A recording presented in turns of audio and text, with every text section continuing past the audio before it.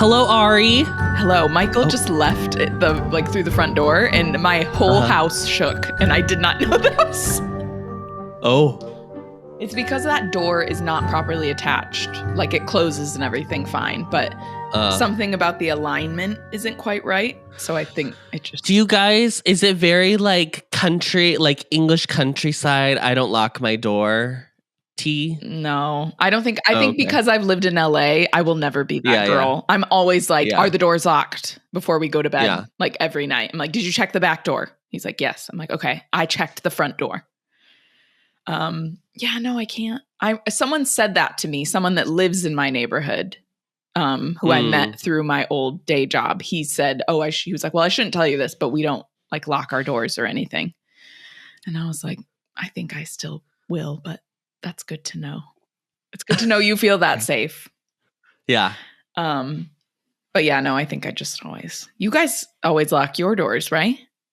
I don't know if it's different when you're two men. Like, I don't know what that's like. Well, so our apartment's weird. We have like a back door, and then we have like a door. There's like a mudroom door that's also still like a door. I don't know why I literally looked like where you were pointing as if I could see it. I was like, I don't know why. You can't see it over there. What's wrong with me? There's been a couple times, like the door to the common door into the building is auto lock. So anytime it closes, you're fucked. And it's like really heavy. It will close immediately. You can't even set it to be like one of those doors where if you like close it really gently, you can just like keep it open a little bit. Like it does not work like that. So we have a few times accidentally left it unlocked, and a couple times RJ has left our door to our unit like open because he's special. I'm sorry, is it because he's what? Special. Is there multiple doors up on that level? Like, no, we're the only one on the floor. Yeah, that's why I was like, but there's a door up into that area, and then there's like a little entry. Yeah, there's like a door into the stairwell, and then we're at the top of the stairwell. And so he's left the door at the top of the stairwell open. Yeah. Okay. But because the bottom one like always closes, it's not the worst thing in the world. It's not the worst thing. It would be one of our neighbors that would like, I guess, come in, but we know our neighbors and they're fine. But then we have a door at the end of the hallway, and we keep that closed. So then in the morning, there's been a couple times like I'll come out to go grab my shoes in the mudroom, and I see that the door is open, and I'm like, hi, hon. The door. We just want to close the door when we come inside. There was one time. I think there was one time when I said that to Michael. I was like, Michael, the door is open, and he was like, what? And I was like the door is not closed, like the back door. Because for a while when we first moved in, before we had kind of gotten the hang of how our front door has to be closed because it's a little, as you said, special. We were coming in the back door only. And then I would like go back there and I'd be like, that door is open. Like not closed, not locked, just fully open. Yeah. And he'd be like, oh. And I'm like, it just must be nice to be a man. And be but like, I will say we don't lock. I lock the doors before we go to bed, but I won't like come in and immediately lock the door behind me. Usually. Yeah, no, we don't really do that either. It'll be like for bedtime. You make sure it's like for bedtime for sure. Yeah, I don't know. I mean, you let us know, listeners. Are you team locked or unlocked?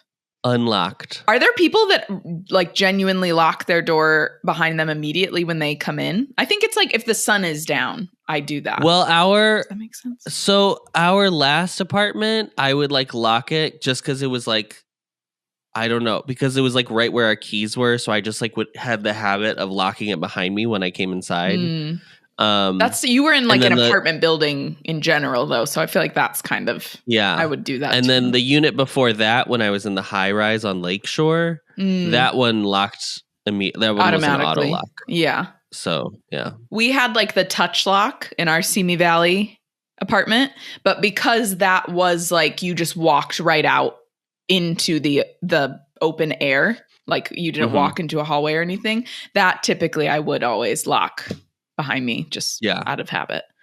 And then in LA, I would always lock the doors like as soon as I came in. Yeah, just to be safe. But Michael, I don't think Michael ever did that. And I was always like, you've left, because that's why I started checking, because I was like, I can't trust you to lock the door. Like you'll just come in and leave it unlocked. And I was like, I don't know how. Great. Well, I guess we'll talk about Harry Potter. And I thought we're still 10 minutes before an hour. So we're still doing okay. Great. Ari. Adam. This week we read chapter 6 called Draco's Detour. What happens in the chapter? The gang goes to Diagon Alley. Mm-hmm. And diagonally. And runs into the one and only Draco Malfoy. That's not a spoiler because obviously the chapter is Draco's Detour after him. They also reunite with another, bless you. They also reunite with another well-known character from Hogwarts. And they are, no. They get to experience, I was like, there's a better way of saying this. They get to experience all of the twins' hard work that's paid off for the first time somewhere in Diagon Alley.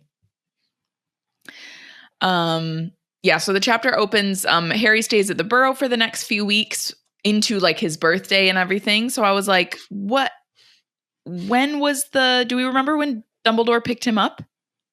Was it like June? No. So this is what's crazy. Because doesn't the Hogwarts school year last through June? Yeah, that's why I was like, was he there? Was he at the Dursleys for like a week? I don't know. Because his birthday is July 31st. Yeah. So he was. And if he's at the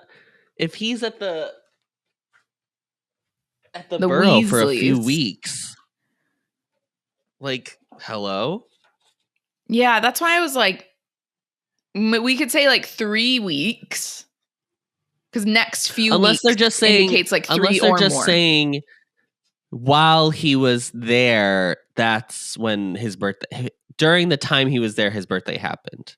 Not necessarily that they got there 3 weeks before his birthday. Just in the span of the 3 weeks before they go to Diagon Alley, his birthday did happen. Yeah, okay. So maybe he was at the Dursleys for a few weeks and then blah, blah, blah. Yeah, for longer than, okay. Well, that would make more sense. Yeah, because I was reading it the same way that I was like, how long?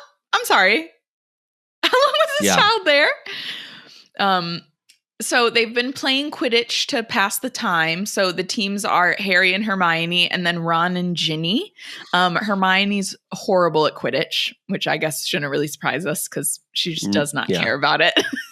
And Ginny, which makes me want to say, poor Hermione. Can you imagine like what would that be for us, Adam? Like we're staying with friends somewhere and then every day they're like, do you want to play like basketball? Yeah, basketball or something like, and we'd be like, do you want to do 2-on-2? And I'd be like, I can't imagine anything worse. Thank you so much. I'm like, honestly, I would do like, can we do like badminton? Like that? Yeah, or like a little tennis racket. Pickleball. Yeah, a little pickle mom. I was trying to think of like, what's like I would honestly rather play like those games that you play at camp or like the icebreaker field games than like an actual. Well, I would always be down for a good zip zap zop. Zip zap zop. 100%. I'd be like, y'all don't want to play like werewolf or mafia? Like, can we just play? Oh, mafia, please. Yeah. Yes. Or like bananagrams. Love a Scrabble. Like, I'm like, why do we have to do a lovely like board game? Why do we have to do like a sport? I'd be like, yeah, fuck that. Although a lot of times when people want to do a specific night that is only game night, to be fair, I don't really like that either. Because I'm like, I don't want to have to learn rules to 5 different games. Like, can we just talk or like watch something together and like comment on it? Like, I don't know. What does that mean? Unfortunately, I'm very into games. We don't really play tabletop games ever nowadays, but when in Orlando, we used to have people over for like game nights, and we would I would buy like the most complex fucking rule, like a book, because I love reading out the rules and everyone glazing over and being like, I just love it. Aren't you you're a Cancer rising, aren't you? My other friend that's a guy that has like a major Cancer placement also loves board games. I wonder, and Melinda does too, and she's a double Cancer. So I wonder, there's something for y'all Cancer placements. Sure. You love the games. We love rules, I think is what it is. Yeah, maybe. Or like being like, I know how to play this game and now let me. And I want to show you how to. Yeah. I'm like, okay, I can do that like maybe twice. And then I'm like, that's enough. Like, yeah. I don't want to have to learn 5 different games. Typically now, if we go over there, I'll say like, oh, can we play the games like we already know? Because then I don't have to go through learning. Just like multiple times. I'm like, this is too much. Like what's the one? Melinda always would want to play Settlers of Catan, but I haven't learned how to play that one. And so I just always would be like, Dunshire. Yeah. Yeah. I was like, I don't really want to do that. And then there was also a Parks game that I always would feel bad because she'd always want to play it, but like I would kind of look at the back and she'd try and start explaining the rules, and I would just be like, that glazed over look you were talking about. That would be me. There is one game called Night at the House on Haunted Hill, I think is what it's called. Oh, I would like that one. The Betrayal at the House of Haunted Hill. And it's 2 games in one. So you start playing and it's just like Clue. You just go to room and you're discovering things. Yeah. And then an event, and you basically like as you go, you collect cards and you collect items, blah, blah, blah, blah, blah. Very normal game. And then at some point, an event is triggered, which causes you to go into the second booklet that comes with the game. And there are like 50 different game scenarios that happen. And you find out that like one member of your party is actually like the villain of the story. And so it's then like all of you against the one person, then you both have like different objectives to win. Either they have to like kill all of you, or you have to like escape, or like whatever it is. And they're all different like haunted stories. So it'll be like there'll be like a Creature of a Black Lagoon, or there'll be like a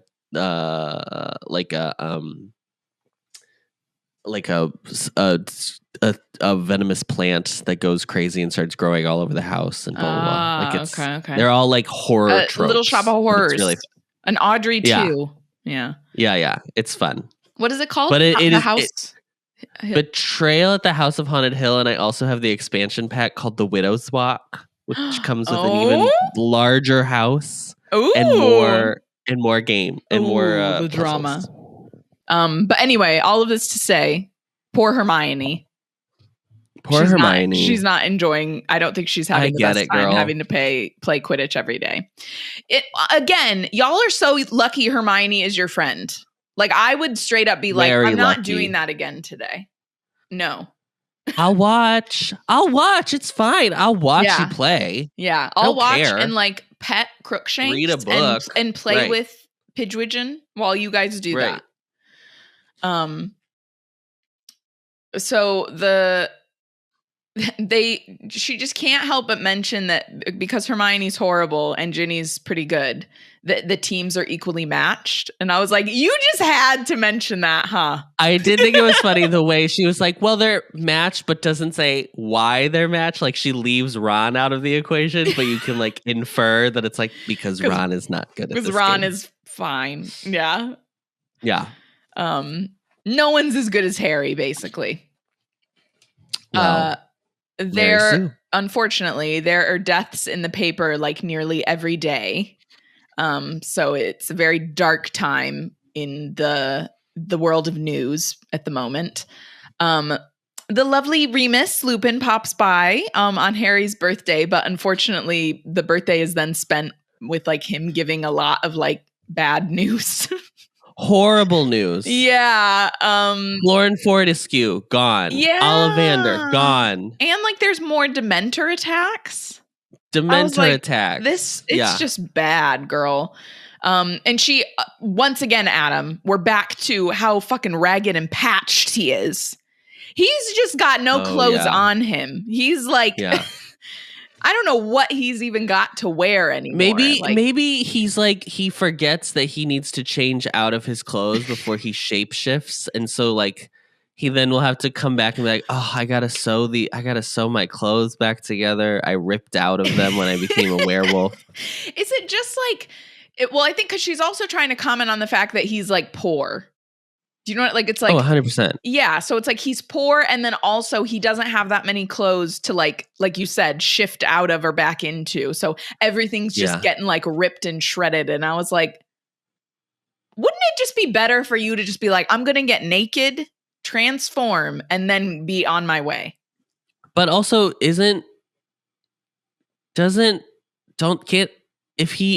why are there patches on clothes to begin with? Can't you just reparo something? Yeah, great question. Or does the reparo just do a patch for clothing? Just like, and you don't get to choose the color. Yeah. Just like a vibrant, like purple polka dot patch. Yeah, over your jeans. On your ass, like where you ripped. Yeah. So we were kind of talking about this, but Karkaroff, he has been found, or his body, we should say, has been found. Yeah. He was found in a shack with the dark mark up above it. And Lupin says he's surprised that he even lasted like a year. As long as he did, yeah. Yeah. And then we get this very short mention of Regulus Black, Sirius's brother, because he only lasted a couple days when he betrayed the Death Eaters. So now we know, for whatever reason, Sirius's brother betrayed the Death Eaters. Right. And then yes, this is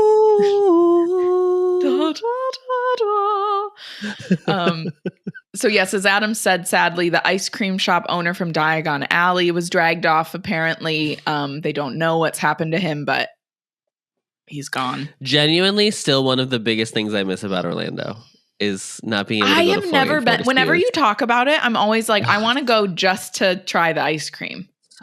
Yeah. It's so good. Would it be weird for you guys to go back and do a trip there? Even if we went to like. No, we have to go next year for a wedding.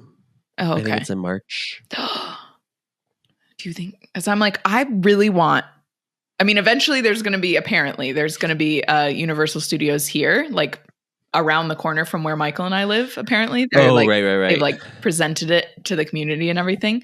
But I really want to do like a vlog where you and I go to the Wizarding World of Harry Potter.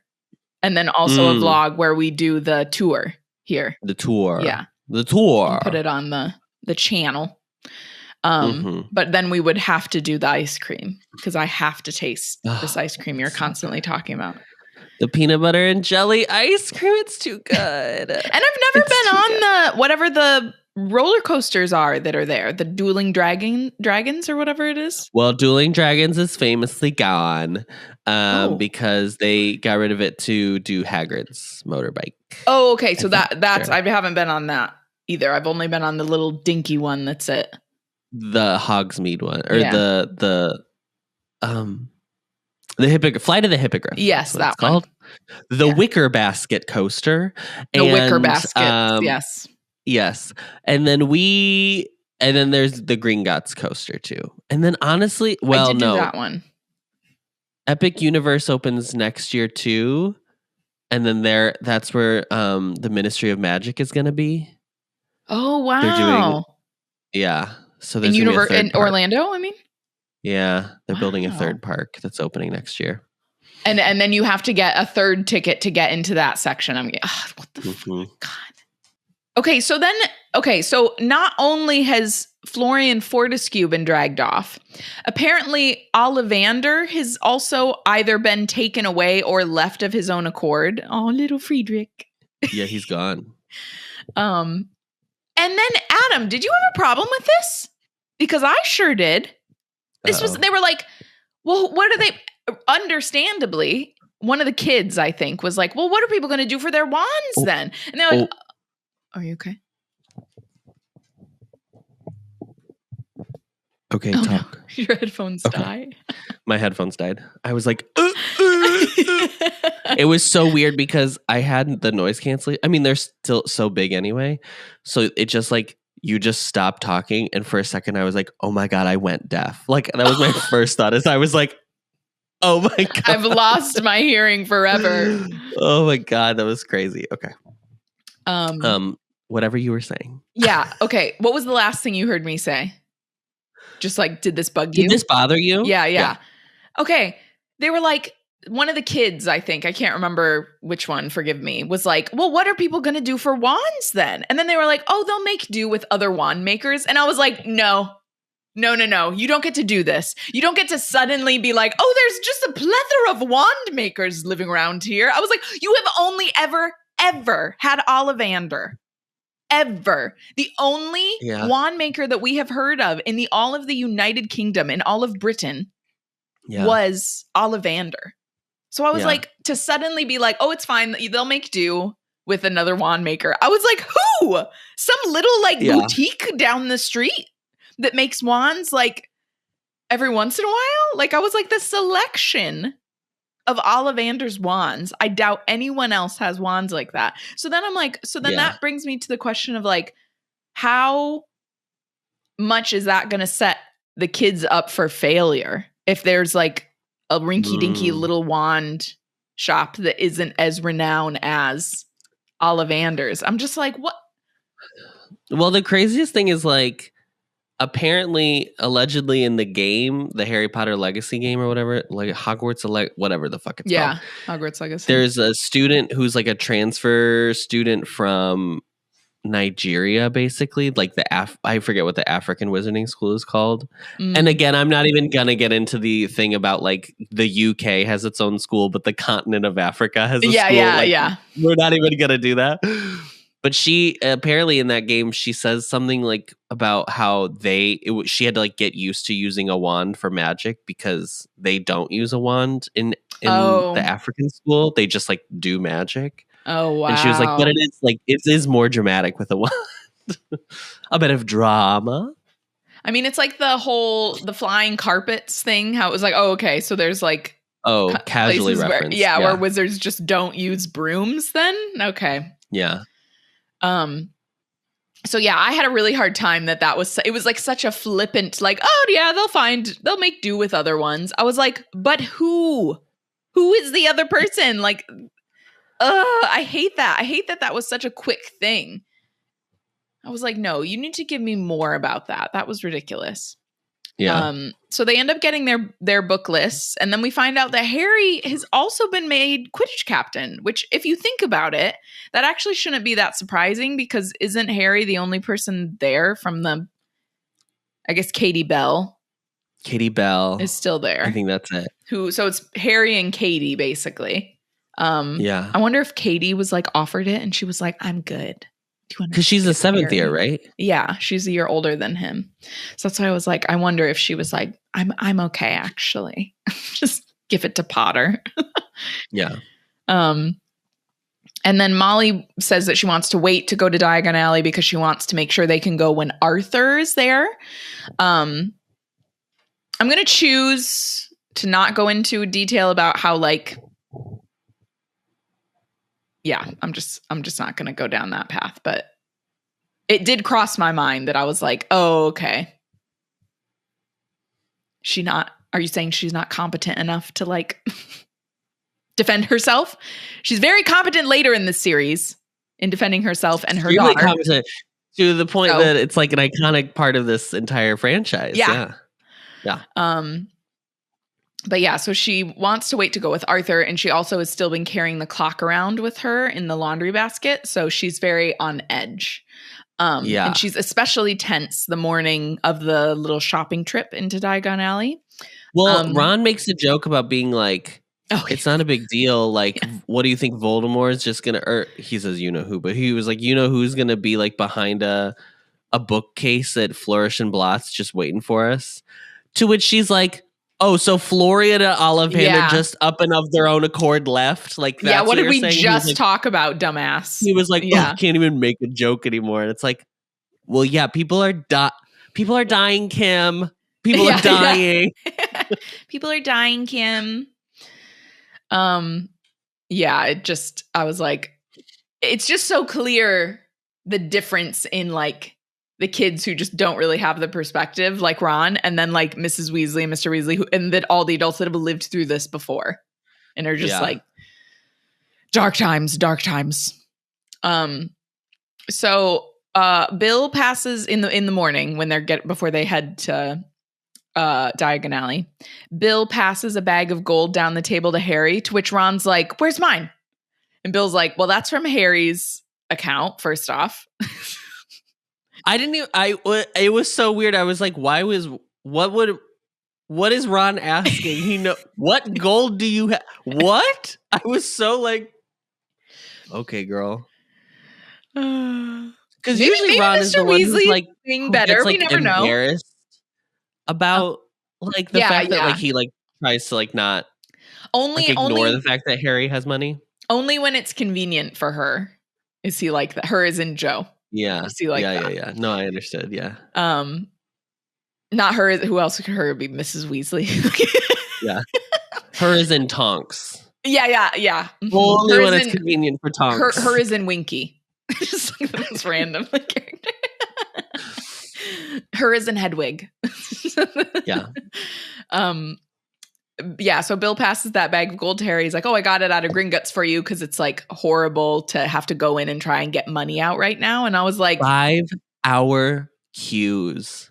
But 5 also, hours. Is this because due to like a panic, like how the grocery stores were all a run on the bank? Yeah, I've seen Mary Poppins. I know. Yeah.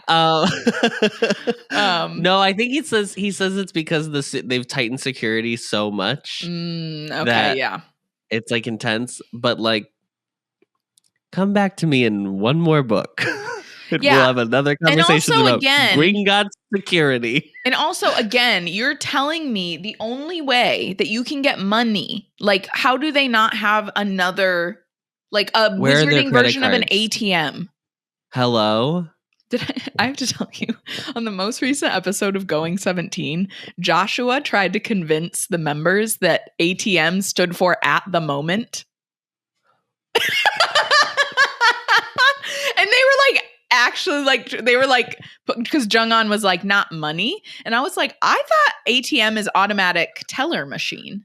That's what I thought it was my entire life. That is what it is, right? Yes. But I was like, I think it's automated, but yeah. Oh, automated. Okay. Yeah. But I was like, that's actually not a bad question to be like, the M isn't for money. Like, especially if you're from another country and like don't speak English, like you would be like, right. But M is in money and you're withdrawing money. But it was so funny to me that I was like, this bitch really thinks he's going to convince them that it stands for at the moment. I was like, Joshua, you tried it. He's so funny. So funny. And so then after Bill passes this bag to Harry, Fleur is like fawning over him. And then Ginny pretends to like vomit, which makes Harry laugh. And I actually was like, you know what, Ginny? I actually agree with this because I don't think that was really thoughtful of him. I just think like that was something nice of him to do. So I don't want to like stroke his ego. So Ginny, I agree with this one actually. Okay. So then they take the car into London and then Bill and Fleur are waving at them from the house. Adam? I did think it was very funny that Mr. Weasley was like, "Don't get used to the cars, by the way. This is only because Harry's here. Because this is not like I'm running a department, so they think I'm important. I'm not, guys. Don't worry." Has nothing to do with me. Adam, you know that when everyone left this house that Bill and Fleur got it on. Because this is the first time that they had to have been alone in this house for 100%. Weeks. They were like, house was a rumbling. No, the house was shaking. The house was shaking for sure. The other thing, though, is that Bill is very intelligent. Bill is famously very smart wizard. Yes. Head boy. I have no doubt that whatever bedroom he's in, he has soundproofed with whatever magic he can find available to him. Yeah.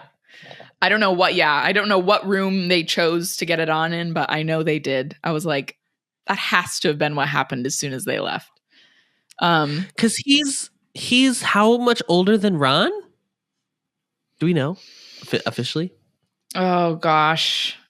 I can't remember the difference in like when he left school. I feel like we do know with Charlie at one point, but I don't know the math with. Because Bill's the oldest. Older, right? Charlie's the oldest.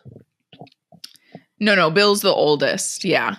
So if we were if we were thinking they were all a year, like just 1 year apart, so then it'd be like Fred and George, Percy, then Charlie. But no, Charlie would have already had to have left Hogwarts because what year is Percy? So let's say Percy's Charlie a fifth year when. Because he's a prefect. He's a fifth year when.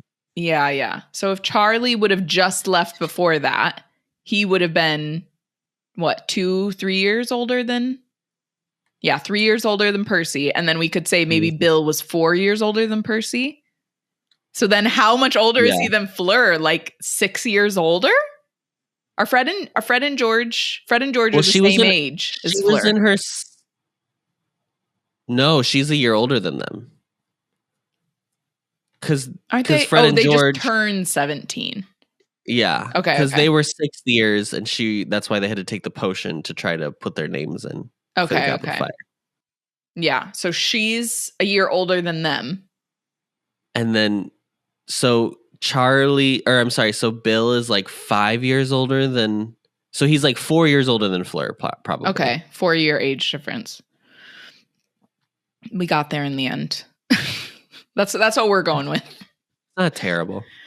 No, it's fine. I don't think. And she's already like left school. She's been out of school for a couple of years at that point. So that's very nice. She's an intern. Yeah, basically. Yeah. I actually do think they're a really good couple, the two of them. I like them together. So when they're heading into Diagon Alley, aka London, Harry, they're kind of talking about how Harry needs to be protected when they're out and about. And so Harry's like, oh, I'm going to be surrounded by all these Aurors. And like, that's not going to be nice when I'm just trying to buy my school stuff. So he's like, not really looking forward to that. But then when they stop outside the Leaky Cauldron, there's Hagrid. So Hagrid is their security guard. Security detail. And yeah. Who's the one security guard that all the K-poppies really like? There's like that one big one that's really good at being like aggressive. There's like the clips of him where someone's tried to run at them and he's just been like, boom. Yeah, I'm like, yeah, I like those. I like that guy. And Hagrid is wearing a long beaver skin coat. Can I say something? Yeah. I actually don't think Hagrid should be the security detail. Hagrid doesn't have a wand officially. He just has giant skin. He's just a giant. He's just a half giant, which is great. But like, I am concerned. I would have concerns over like getting into a duel with people if he needed to. I guess he could just physically attack them. I really do think it's just he would be able to like physically shield Harry and whatever would hit him just wouldn't really take effect. And I think that's like genuinely the reason why he's been sent, because Hagrid would just throw himself in front of Harry if someone tried to come at him. Like he would just sacrifice himself. And I think that's why Dumbledore trusts him, because he knows that he genuinely would like do anything to protect Harry. Yeah. I think that's why. Not because he would have any skill in a duel at all. The umbrella isn't even there. He didn't even like pretend like he could do that. Do you know what I mean? I thought he uses the umbrella to tap again. Oh, no, yeah, you're right. Okay, yeah, so he does have the umbrella with him. Okay. But like, Hagrid doesn't know. I'm sorry. No, I mean, he wouldn't be able to use it. Yeah, you're right. Yeah. He does tap with it. That's true. So right away when he greets Harry, he gives him a very happy update about Buckbeak. Oh, I mean, Witherwings. Witherwings. Like, he's so happy to be outside. And Harry's like, Oh, good. I'm glad. And I wanted to be like, Harry, you should have been like, where else could he possibly have gone, Hagrid? Like, obviously, I'm going to send him to you. You're the care of magical creatures professor, and you like genuinely knew him. And you're a groundskeeper. Yeah, like yeah. I'd be like, you are obviously the first choice, Hagrid. So apparently Dumbledore was the ones who suggested that Hagrid should come instead of the Aurors. Hagrid takes a lot of pride in this. He's very chuffed, as the British would say. And then as they come into the Leaky Cauldron, Tom, the toothless old bartender, looks up, and Hagrid's like, "Oh, just passing through Hogwarts business, you know." And then Tom looks very disappointed, apparently, because his pub is completely empty. Yeah, I thought it was weird. Not weird, but I was like, why couldn't he just say, "Oh, we're getting their school supply"? It's weird to be like, "Oh, it's official Hogwarts business," and not just like, "We're going to Diagon Alley." We're just using, you know why we're coming through. You know what's on the other side of this wall here. This isn't a secret. Yeah, I don't know. It might be more of like a self-involved type of thing. Excuse me, Tom. We're just heading through. Excuse me, sorry, just heading through, Tom. Because I think it said importantly or something like that. So very similar to the Leaky Cauldron, Diagon Alley is also very like empty and vacant. There are some people there, but they're like walking around very rushed and hurriedly. No one's stopping to talk or anything like that. There's Ministry of Magic posters like covering all the windows, and then like with the announcements that they've been making in the papers, and then also the wanted posters. So it just doesn't have a very good like vibe. It feels very sad. Yeah. Yeah. And some shops are like even boarded up. There's a man selling amulets to protect against things, which is like very clearly a scam. And he's like, it's amulets to protect against werewolves, some vampires, and the Inferi.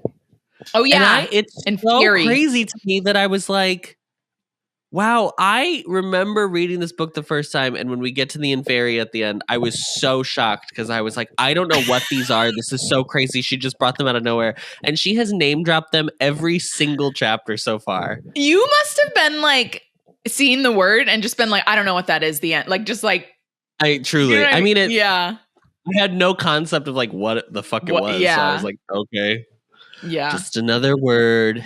Just another word. Yeah, that's so funny. So yeah, Mrs. Weasley originally is like, oh, let's all stay together. Like we'll just all essentially, she's kind of like wanting everyone to travel in a pack to like stay safe. And Arthur's like, that just doesn't make any sense. And I was like, Molly, you wanted to come with Arthur so bad. And like the first thing he does is basically say like not to do your plan. Yeah. I was like, wow, what an ally. Because it's Molly and Arthur, Ginny, Harry, Ron, Hermione, Hagrid. So basically, there's nobody else.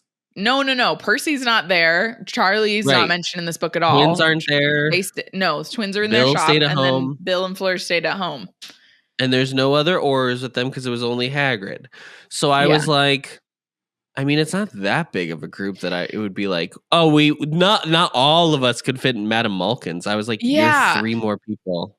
Okay. Well, I also just was like, okay, so then it's the 3 of them and Hagrid, and then like Ginny, Mr. Weasley, and Molly go off together.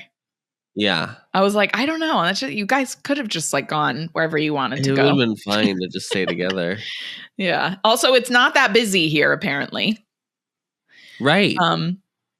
So Hagrid is a bit too big to go into Madame Malkin's. So he stands guard outside, and then as soon as they walk, yeah, I thought you'd be more excited. This is your favorite character, Adam. Yeah, but this is like his worst book. It's his worst showing. Yeah. But he gets there in the end, or like doesn't get there in the end, which therefore, yeah. Which means he's not a complete piece of shit. Yeah. So Hagrid's standing outside. They enter into Madame Malkin's and very quickly hear Draco's voice talking to his mother. Madame Malkin is actually agreeing with Draco's mother because apparently Draco's like, I don't need you to go with me, mother. I'm like fully grown. Like I can take care of myself now. Very teenager. And Madame Malkin's like, no, she's right. Like it's understandable that she is concerned just because of what's happening in the world right now. It has nothing to do with like, you know, you being old enough to look after yourself. And then Draco like comes to look into a mirror, so he comes into view of the three. Can I ask a question? Yeah. What does Narcissa have to be worried about Draco for? I'm so genuinely... The people who need to be worried are the people who are not on Voldemort's side. Does she think? Do you know what I mean? Does she think someone's going to try and retaliate? Or is just going to like what? She thinks someone's going to try and retaliate against him. Like, I don't know. It didn't make sense because I was like, he has a very specific job that Voldemort has assigned him to. There's not going to be, even if there was another Death Eater who was like mad at Lucius for fucking up, like. They're not going to take it out on Draco. He's that's true because he has a very most important people right now. Yeah, maybe she's nervous. Someone like a non-Death Eater is going to try and come at him for whatever reason. But no, that's a good point because it's like technically no one should be messing with him at all. But Narcissa shows her whole ass in this scene, so she's a fucking idiot. She's a cunt. Her whole she's ass. Awful. She shows her whole ass in this scene. So Draco sees our golden trio and he wastes no time in calling Hermione a mudblood. He's like, if you smell a stench, it's because a mudblood just walked in. To which Madame Malkin is like, oh, no, there's no need for that. And we're put not those doing wands that. away. We're not doing this. And then Madame Malkin is like kind of looking for some support from Narcissa, who is absolutely no help at all. She just basically tells them not to attack her son because it'll be the last thing they'll ever do. And Madame Malkin is like... She starts to fight with teenagers. It's really unbecoming of a fully grown person. I was like, girl, are you for real? Like, why would you even engage? I would be like, put that wand away. And then would like ignore them. Like, I just was like, this is so dumb. I wouldn't be in Narcissa's shoes though. First off, I would be on the side of the Order of the Phoenix. So, but then Harry basically says like, I wouldn't have married Lucius Malfoy. I can pretty strongly say that. Can you imagine? He would take longer on his like at the salon than I would. I mean. I would actually live. Lucius would be like my buddy, though, but only if he wasn't like a piece of trash. Blood. Yeah, a piece of trash. The Lucius from like the Harry Potter musical would be my friend, just a full-on drag queen. So Harry's like, "Oh, are you gonna like run and get help from your Death Eater friends? Like, is that what you're gonna do?" To which Madame Malkin is like, "Oh my god, I can't believe you would say something like that." And I was like, girl, do you live under a rock? Isn't it public knowledge that Lucius Malfoy is in Azkaban right now? I was like, you have to read the paper, right? Like, I was like, this was weird. You don't even have to read it. It's pasted onto the doors of the fucking... Yeah. His mugshot is probably out there. I know. I was like, okay, do you not know who this is? She must literally be like, not clued in at all. She's so fully like, no, everything's fine. It's fine. Everything's fine. I'm just selling my little robes, selling my little dress robes, selling my little school robes. Yeah, I thought that was so funny. I was like, I'm sorry, that's like very public knowledge. Isn't it so funny though that in the first book, the first place he meets Draco is in Madame Malkin? Yes, yeah. And then here they are again. Mm-hmm. So Narcissa mentions like Harry must have gotten used to being Dumbledore's favorite and like having his protection. She's like, but he won't always be there to protect you. And then Harry's like, oh, that's so funny. He actually isn't here right now. So if you want to do something, by all means, like, go ahead. Yeah. You can't hurt the doll. So dumb. Thank you, Roxy Andrews, for your contribution to society. I know. Oh, yeah. He's like, oh, go ahead. And then actually, I was really proud of Harry in this moment. He was like, maybe they can find you a double cell in Azkaban. And I was like, that was a burn. That you can share with your dad. I was like, yeah, that was a burn. Go ahead. Together. Yeah, he was like, oh, a little like couples suite over there in Azkaban for you, Narcissa. And then Draco like tries to go for him, but trips over his robes. And he's like, don't talk to my mother that way. And then Madame Malkin is like, she like changes tactics suddenly and is just like now pretending that nothing's happening. And is just trying to like go on with whatever she was doing before with like his fitting. But then she trying to complete that sale. Yeah. But then she accidentally pokes him with one of the pins. And Draco's like, I'm out of here. I don't want to be here anymore. And Narcissa's like, yeah, now we know what like type of filth comes in here. So we'll go to referring to Hermione. Yeah. Again, you are a grown ass woman. You're a grown woman fighting with a 16-year-old. You sound nuts. You sound bonkers, lady. I'm trying to find, where is it? Oh yeah, she's like, you're right, Draco. Now I know the kind of scum that shops here. We'll do better at Twilfit and Tattings.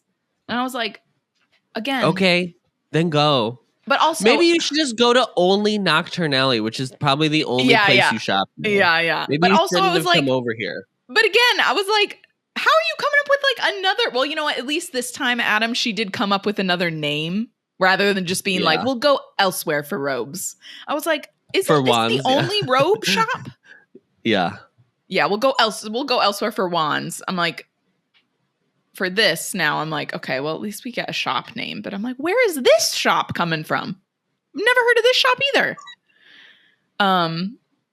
So Madame Malkin is not happy about this interaction, and she's very distracted through their whole appointment, and is clearly like very happy to just see them go in the end. So when they leave, they kind of have a little exchange with Hagrid where they're like, oh, did you see the Malfoys? And he's like, yeah, but they're not going to do anything. Like, we're in the middle of Diagon Alley. Like, it's fine. Which I do agree with that. I don't think they're going to like try and like murder Harry. Right. But he's like, yeah, I don't think they'd make a scene here because it's a very public place. So then they head off down throughout Diagon Alley. They go into the apothecary. They go into the Owl Emporium. There is like a very brief mention that Harry and Ron don't get anything because they're not going to be taking potions anymore. They won't be taking potions. Just remember that. And then they end up in front of Fred and George's address that they have given to the family to come and see them at. So funny because Fred and George are probably at like 96 Diagon Alley Lane or whatever the fuck it is. And in the movie, their shop is so ostentatious. Yeah. And that's like my frame of reference for what it looks like. So for them to be walking down the street and having to count the store numbers to be like, okay, which one is their store? When like in the movie, it's like there's a massive at the end of the street. George at the So and it does sound like, at least in the book, it's described as like, I liked this. Weasley's wizard Wheeze's windows hit the eye like a firework display. Yes. I was like, yes. There's like a giant purple poster with flashing yellow letters on it that say, why are you worried about you-know-who? You should be worried about you-know-poo, the constipation sensation that's sweeping the nation. And I was like, well amazing. Done. Incredible copywriting. We love to see it. Great. And then Molly immediately is like... Their marketing is incredible. Yeah. Molly immediately is like, oh my God, they're going to be murdered. Like, Someone's going to kill them. They're going to be murdered in their beds. Yeah. And they're like, no, I think Ron in particular is like, no, oh my gosh, this is great. So they go in, the shop is like filled to the brim with all of Fred and George's creations. Some of the ones that we've like already heard of throughout the course of like the previous book. Right away, when they start talking about stuff, when they start talking about the patented daydreams, I was like, give me one of those with Jung-on. Amazing. I was like, oh my God. Can you imagine? It's like, pick your favorite K-pop idol and then like create a daydream. I would be like, But I also feel like it would be like a good, I guess it's because you're daydreaming. It's not technically a meditation, but I was like, it could be like a nice meditation, like guided meditation, just 30 minutes. Because it I was guess like if you can create your own dream, it could just be like, I'm walking through a valley. Yeah, yeah. There's beautiful. It's a beautiful meadow around me, and that's it. Yeah. Because what was the image that they said was like a young man and a woman on like, what was it, a boat or something like that? Was that what it was? Sure. I can't remember, but that's why I was like, "Ooh, that makes me think of the K-pop idols immediately." Where is me and Jung-on will get that boat a rockin'.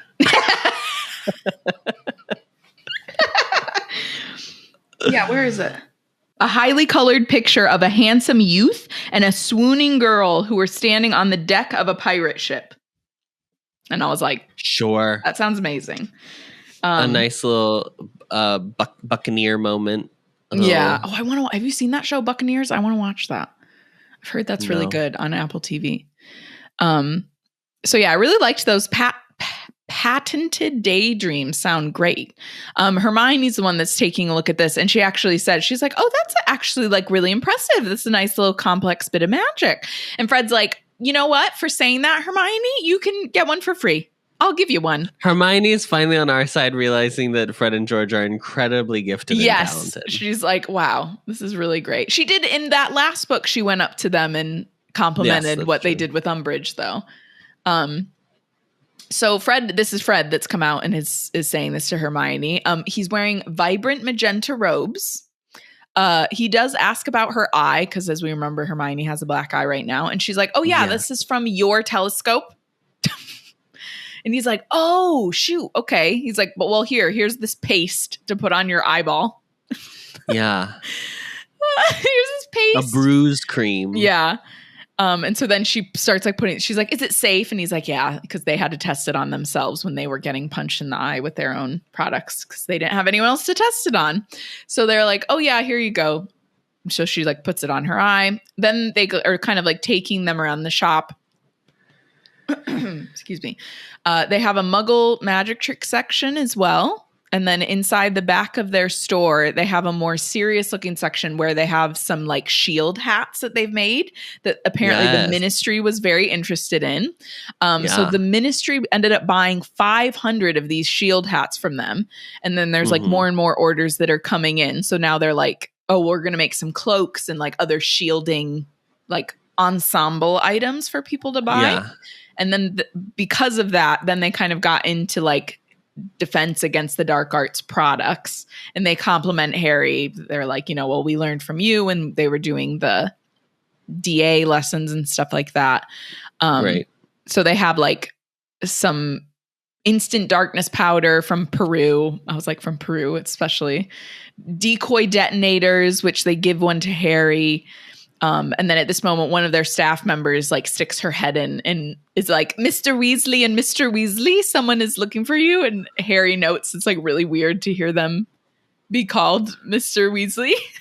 Yeah, her name is Verity. I know, Verity. He's like, thanks, Verity. And she's also in magenta robes. Yeah. But the twins end up telling Harry to just take whatever he likes since they gave them their little like startup loan, the Triwizard earnings. And then when they're going back, they go past this special Wonder Witch product section, which is basically just like love potions. There was also like a 10-second pimple vanisher And I was like, okay, so like love potions and like beauty products? Is that what all women want, Ari? Yeah, women products. And of course, it's the pink section. Yes, all pink. And we know that Joe Rowling loves pink. Yeah, but only for women. Also interesting, I thought it was very smart to foreshadow the introduction of love potions now. Yeah. I mean, I don't mind that there is like a love potion section, but I was just it's just the emphasis on like. Yeah, no, it's you know what I mean. Yeah. It's like when Michael and I have like sometimes watched we just started watching like Pokemon again, the original series. And like very quickly when Misty is introduced, like there's this weird exchange with her and Team Rocket where they're like, oh, she's very pretty, but like not as pretty as me, or like you think you're prettier than you are, or something like that. And I just was like, oh my, and I was saying like to Michael, I was like, it's just like every time you hear that as like an adult woman, like you're just always like, oh my God, it starts like so young. Yeah. Like the first shows you watch when you're like 9 are already focusing on like what the female character looks like and if she's pretty or not. Or it'll mainly be like the emphasis is on the fact that she's pretty. So it's we're already focusing so much on the most important thing is what she looks like. Yeah. There was also the only worth you have is your appearance. Yeah. It's like that constantly.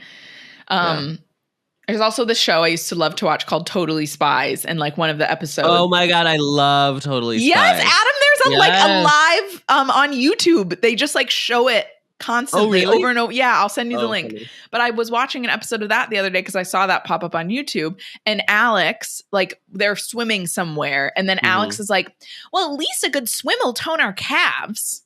And I was like, oh my God. I just was like, and I love it's like that the episode. Show. It's like the episode of Powerpuff Girls when they like age up and become teenagers, and they're like, oh, I don't even remember that one, but I'm sure that is like it's the worst episode. Yeah, like a terrible example, but in exactly what we're talking about, like because it's exactly what we're discussing. Yeah, I'm sure if I went back and looked at any show like that at that time, like when we were growing up, when we were kids, it was all like that.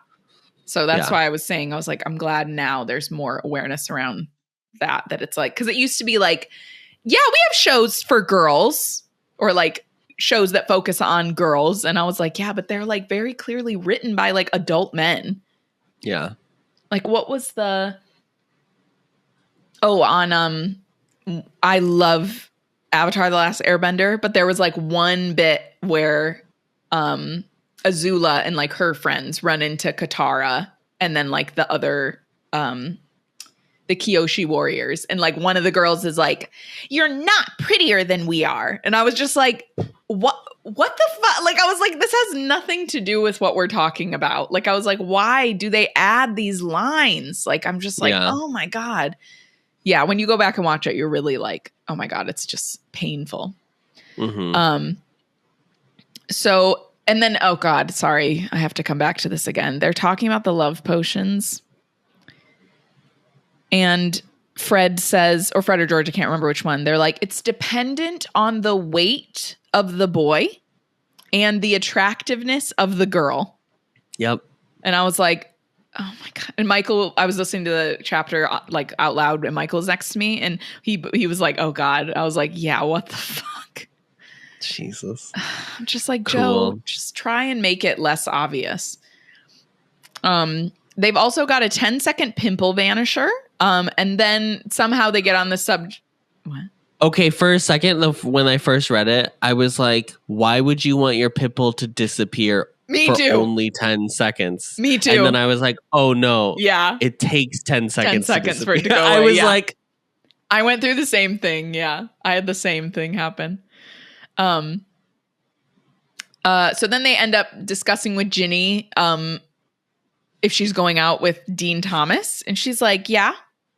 And then she's like not engaging with this, which I like. She was just like, no, I'm just going to continue with what I'm doing. She's like, oh, what are these? These things are so cute. And they're like, oh, those are pygmy puffs. But they're like, but what about Michael Corner? Like you were with Michael Corner previously. And she's like, yeah. And then I dumped him because he's a sore loser. And then like once again, she's just like going about whatever she's doing. And then they're like, well, we don't know how we feel about how fast you're moving through boyfriends. Like you're moving through boyfriends pretty quick here. And she like puts her hands on her hips and like glares at them. And Harry says that she looks remarkably like Mrs. Weasley. Yeah. She's like, it's none of your business who I'm dating or like what's going on with my dating life. And then Ron comes up and she's like, and you better stop telling them shit about me. Thanks. Yeah. And so then Ron comes up and he has like all this stuff in his hands. And then they basically like try to charge him like full price for everything. And he's like, I'm your brother. And they're like, okay, I'll take off like a tiny bit. I'll take off a canut. Yeah, a canut. And then he ends up like flipping them off. And then Mrs. Weasley sees. And then Ginny's like, Mom, can I get a pygmy puff? This is so cute. I love that it's called a pygmy puff. And then right at this moment, they see Draco walking off alone down the street. So they're like, okay, we need to go. They like get under the invisibility cloak because Harry brought it with him. And even though Hermione hesitates, she does end up going in the end. Yes. So Malfoy goes down Nocturne Alley and into Borgin and Burke. So they follow him there. But then they can't go into the shop, obviously, without like opening the door. So Ron's like, oh, I have he still has like a bunch of stuff that he took with him. Yeah. He did end up stealing from them. And one of the things he got was the extendable ears. So they end up being able to overhear what Malfoy's saying. So when they start listening to the conversation, he's like asking Borgin to repair something. But whatever it is, he can't bring it in. So he's asking him to tell him how to do it. How to fix it. How to fix it. And then Borgin is very frightened because Malfoy like leans in to show him something. Shows him something. And then Fenrir Greyback apparently is a friend of the family, Malfoy says. So he will be dropping in to make sure that Borgin is doing what he says he's going to be doing what he promised. If a friend of your family is a known fucking predator, your family is garbage. Yeah. What more do we need to say? Okay, Madam Malkin? Wake up. So Malfoy asks for Borgin to keep that one safe and make sure that he won't sell it. Excuse me. And then as he leaves, the trio is like, okay, so he wants something mended and then wants something else like reserved in there. Yeah. So then Hermione. Can I ask a question? What are you doing, girl? Yeah. We know if you've read the books, you know what everything is. But the only thing is when he shows him something and he freaks out, does he show him the dark mark on his arm? What does he show him? Yeah. Okay, that's what I thought. He shows him the dark mark. I'm sorry though, isn't Borgin like involved with the Death Eaters? Like I'm sorry, all of your sellers don't have a fucking store in Nocturne Alley and be like, oh, a Death Eater? Yeah. Why, like, I declare. I know. Bitch, I'm like, be serious. What? Are we for real?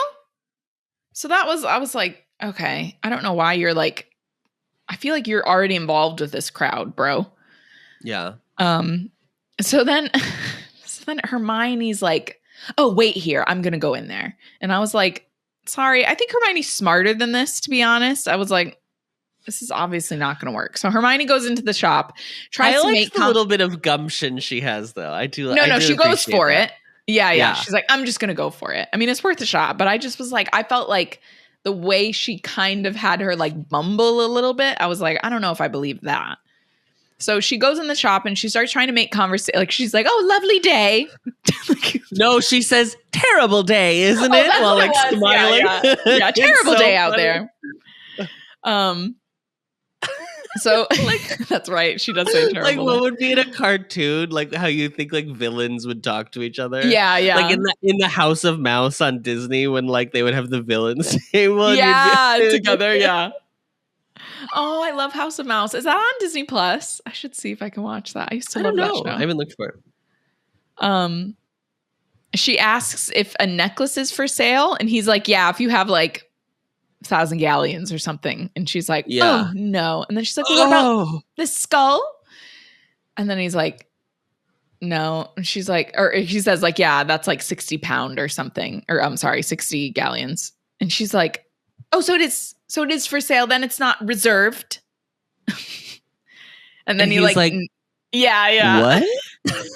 And then she just like, because she realizes she's been caught, she's like, that boy that was just in here, he's my friend and I want to get him something for his birthday. But if he's reserved something, then I don't want to get him something he's already reserved. So I was just coming in to see." And then he basically just kicks her out. He's like, "Get out." And then puts up his closed sign on the door. Yeah. So Ron throws the cloak back over her and then is like, "Oh, yeah, that was pretty obvious." And then they just end up like bickering all the way back to the Weasley shop. I feel like it would be more obvious that Borgin watched a woman leave his shop and then all of a sudden disappear. Adam. I was like, we went, like, they explained in the Weasley shop that everyone was like preoccupied and that's how they got away with it. I was like, you're on an empty street and you just like and disappeared. The only way, if you've ever been to oh my gosh, at Universal Studios Orlando, they have Nocturne Alley as part of their Diagon Alley section. And it is technically an interior design space. It's designed to look like it's night, like you're outside, but it is indoors. But you like walk in and it's like really dark. When we it's went there, a bit of the illusion. When we went there, we told you about the guy that was just walking around there going, "Dark days. Dark days. Still to this day, don't know if he was a performer. That's basically what Hermione did when she went in. She was like, "Terrible day. Terrible day out there." So then they go back into the Weasley's Wizarding Wheezes. And then they essentially just all gaslight Mrs. Weasley into thinking that they were in the back shop the whole time and she just didn't look for them properly. And that's the end of the chapter. Chapter just ends with a good old gaslight. Yeah, it's gaslight, gatekeep, girl boss. Hey, girl boss. Gaslight, gatekeep, girl boss. Adam. Great. I'm sorry, I heard it. I was texting my trainer that I'm going to be late. Great, Ari. You did an excellent job today. Thank you. Thank you. Next week, we'll be reading chapter 7 called The Slug Club. I can't believe that's already happening. I know. We're already here. Okay, so we have 2 comments from our Horace Slughorn episode. Oh, really? Tasha gave us 3 hearts. Oh, Tasha. And someone else said, "Ooh, new content." So, oh, well, yes, you aren't wrong. Honey, every week, new content. Every Monday. Every Monday. Great. You can find the podcast on Apple Podcasts, Spotify, Stitcher, not Stitcher.